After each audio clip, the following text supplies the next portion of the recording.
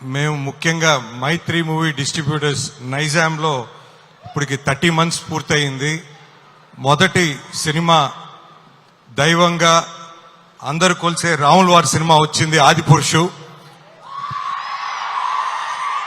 దాంట్లో ప్రభాస్ గారే హీరో.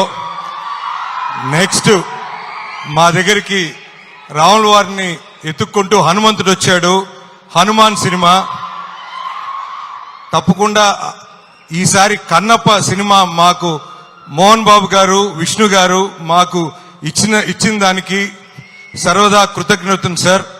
తప్పకుండా ఈ దేవుడి సినిమా మేము ఇప్పుడే చూస్తున్నాను, భక్త కన్నప్ప ఇప్పుడు రిలీజ్ అయిందని, కృష్ణరాజు గారిది 1976.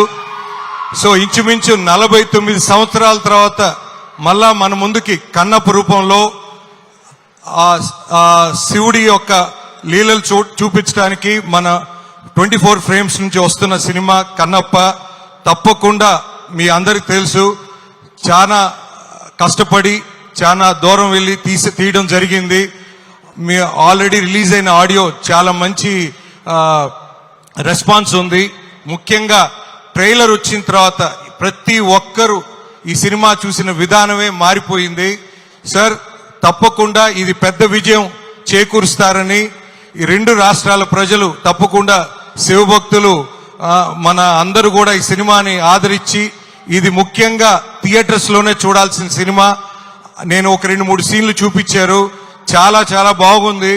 తప్పకుండా అందరి అభిమానులు ఈ సినిమాను వచ్చి ఆదరించి, ఈ జనరేషన్ ముఖ్యంగా 20-30 years లో ఇలాంటి సినిమా ఈ మధ్య రాలేదు. తప్పకుండా ఈ సినిమాని పెద్ద విజయం చేకూర్చి ఆశీర్వదిస్తారని సముఖంగా తెలుపుకుంటూ ఈ అవకాశం ఇచ్చిన పెద్దలకి ధన్యవాదాలు.